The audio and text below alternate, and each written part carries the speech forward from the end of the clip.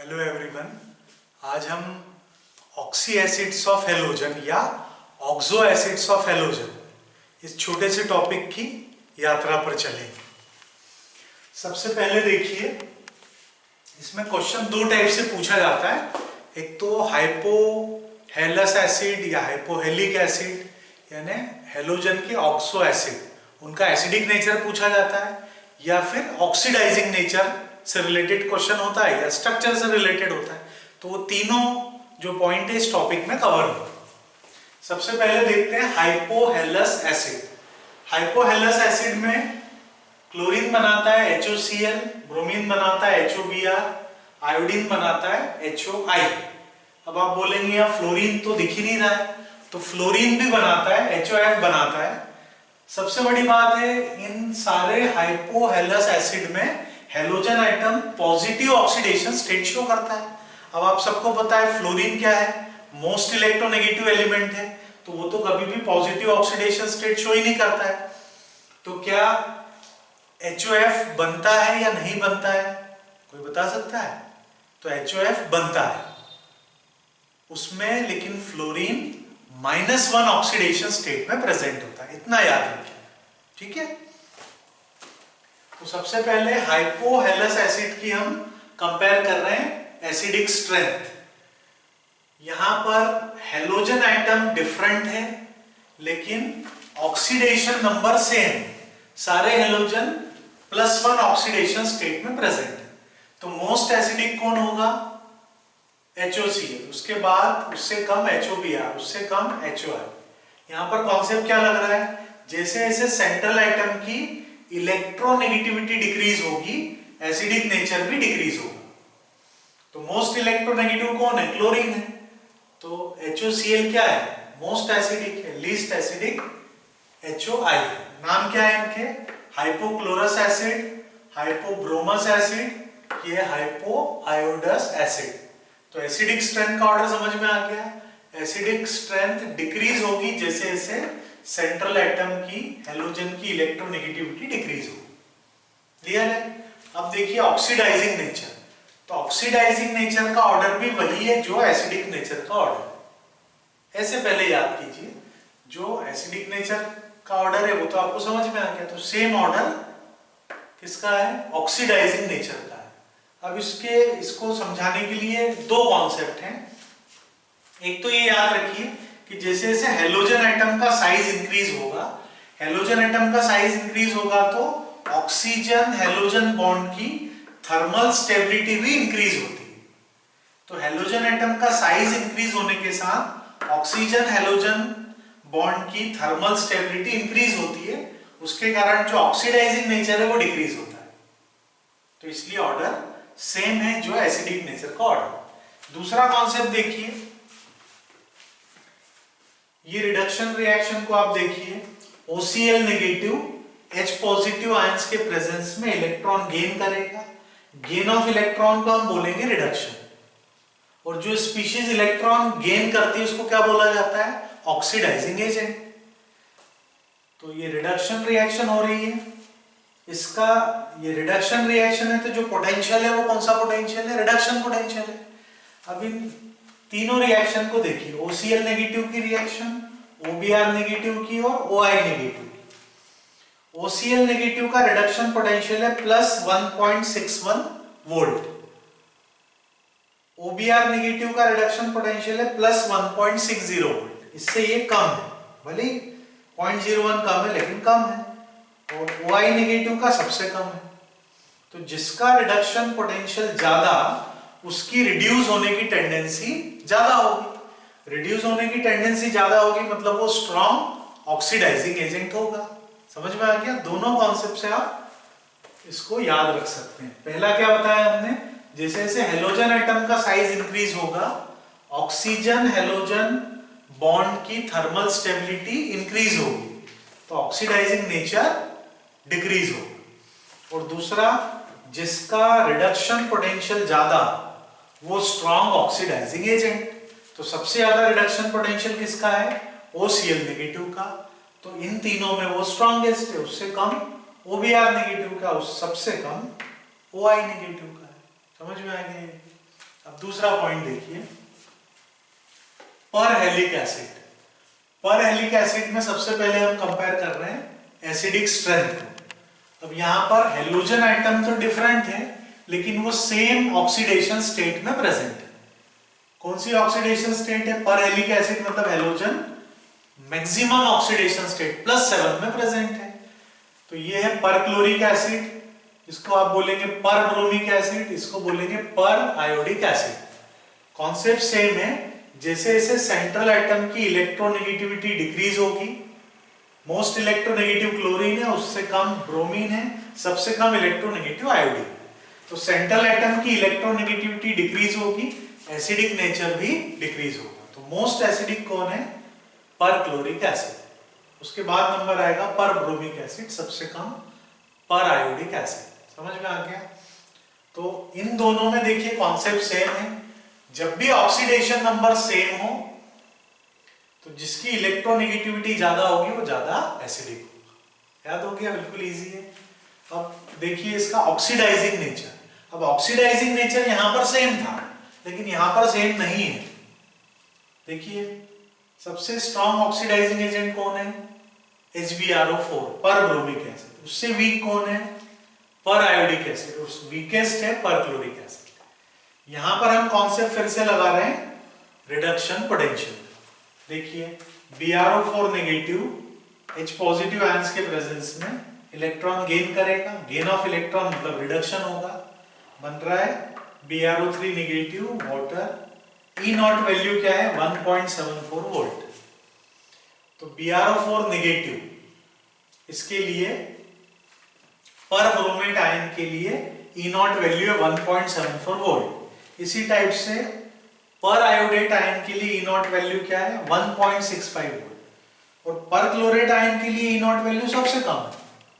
तो reduction potential जिसका सबसे ज्यादा होगा वो सबसे स्ट्रॉन्ग ऑक्सीडाइजिंग एजेंट होगा। तो सबसे ज्यादा रिडक्शन पोटेंशियल किसका है? पर ब्रोमेट आयन का। उससे कम किसका है? पर आयोडेट आयन का। सबसे कम किसका है? पर क्लोरेट का। इसलिए वो वीकेस्ट ऑक्सीडाइजिंग एजेंट है। समझ में आ गया? तो ये कॉन्सेप्ट आपको याद रखना है। इसमें क्या होता है, सभी लोग एक पॉइंट याद रहता है उससे रिलेट कर देते हैं। जैसे थर्ड वाला जो हम डिस्कस करेंगे वो सबको याद रहता है, उसी से वो बाकी को रिलेट कर देते हैं, आंसर गलत हो जाता है। तो आप E नॉट वैल्यू से याद रखिए उसको। क्लियर है? अब देखिए यहां पर हम एसिडिक स्ट्रेंथ कंपेयर कर रहे हैं। हेलोजन एटम तो सेम है, लेकिन ऑक्सीडेशन नंबर अलग अलग है। आप सभी को पता है कि हेलोजन 4 टाइप के ऑक्सीडेशन स्टेट शो करते हैं, पॉजिटिव ऑक्सीडेशन स्टेट। कौन कौन से? +1, +3, +5 और +7। तो इस कंपाउंड का नाम है हाइपोक्लोरस एसिड। ये है, हाइपो हटा दीजिए, क्लोरस एसिड। ये है क्लोरिक एसिड और ये है परक्लोरिक एसिड। तो जैसे हेलोजन एटम सेम है, ऑक्सीडेशन नंबर चेंज हो रहा है। क्या कॉन्सेप्ट लगाना है?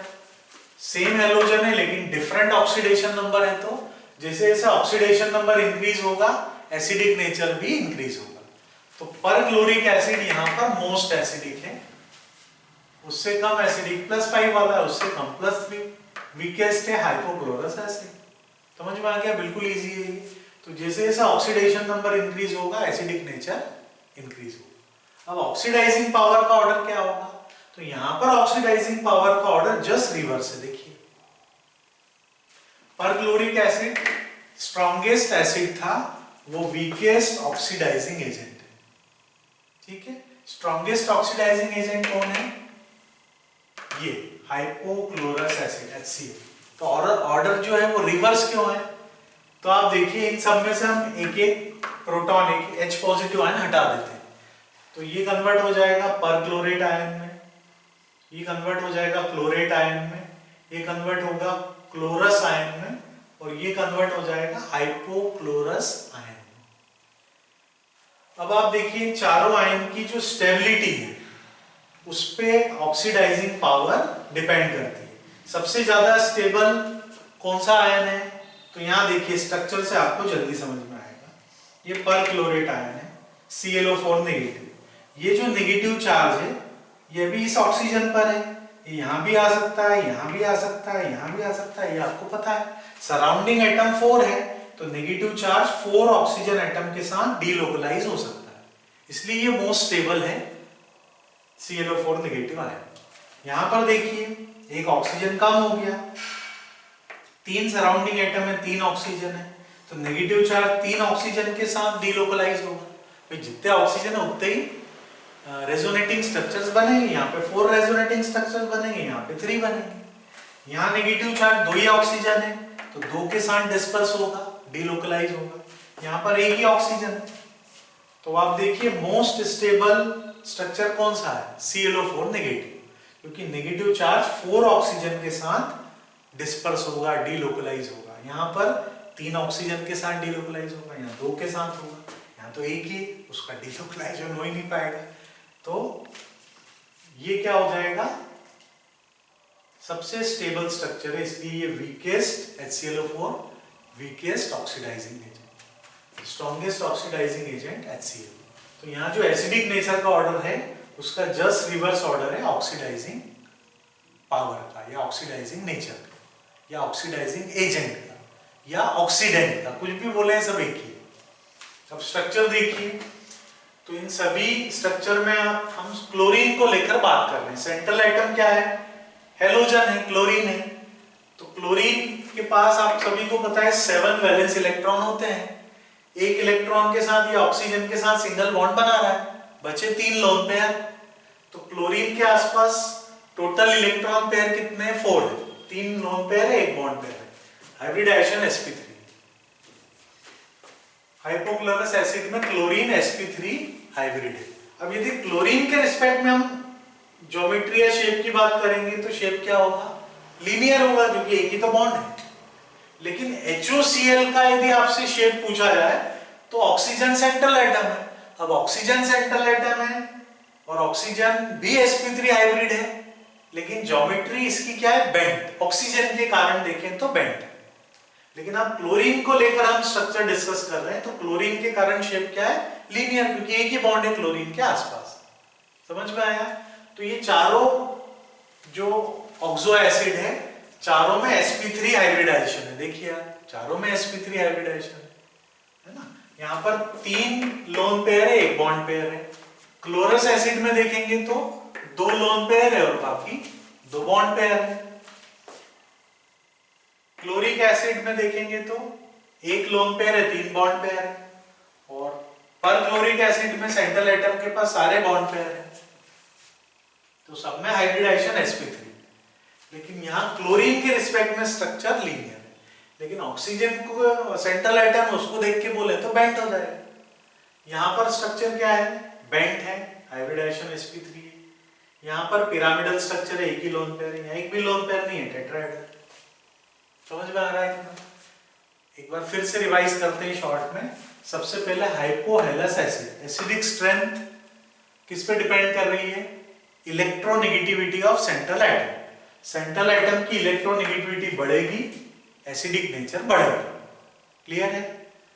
ऑक्सीडाइजिंग पावर भी सेम है।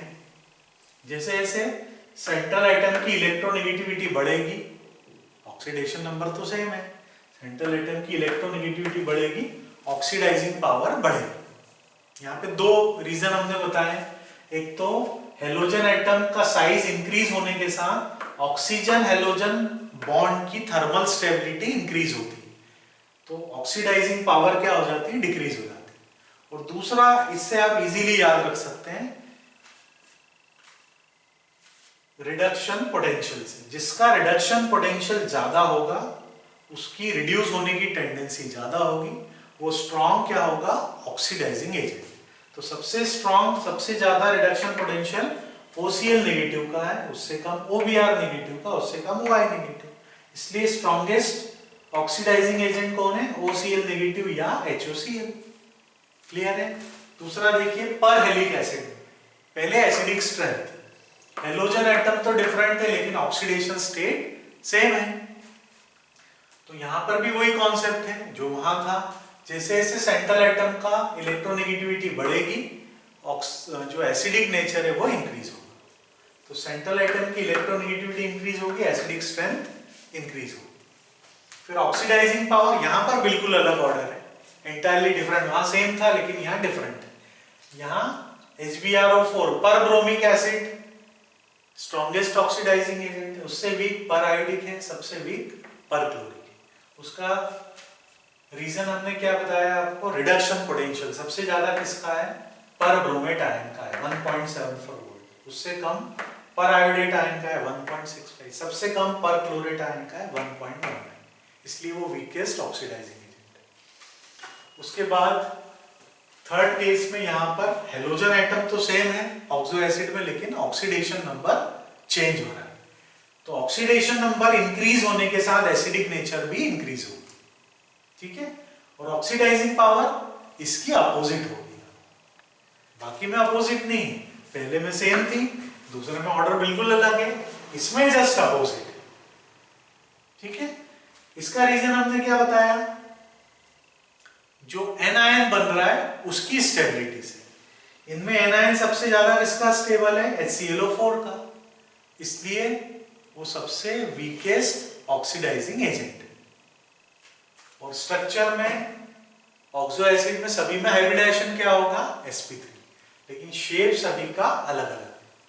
पर क्लोरिक एसिड में टेट्राहेड्रल है, क्लोरिक एसिड में पिरामिडल है, क्लोरस एसिड में बेंट है, और यहां पर क्लोरीन के रिस्पेक्ट में हमने क्या बताया, लीनियर, क्योंकि एक ही बॉन्ड है क्लोरीन के अराउंड। लेकिन ऑक्सीजन क्योंकि सेंट्रल एटम हो रहा है यहां पर HOCl, तो ऑक्सीजन के रिस्पेक्ट में पूछा जाए या इन जनरल आपको पूछा जाए कि HOCl में हाइब्रिडाइजेशन क्या है, तो दोनों एटम का सेंट्रल या सराउंडिंग क्लोरीन का sp3 है, और ज्योमेट्री पूछे तो यहाँ पर बेंट लिख दीजिए। लेकिन क्लोरीन के रिस्पेक्ट में ज्योमेट्री पूछे तो आपको क्या बताना है, लीनियर। समझ में आया सभी को, क्लियर है। तो इस वीडियो को एक बार देखिए, 2 बार देखिए और अपना ध्यान रखिए। All the best.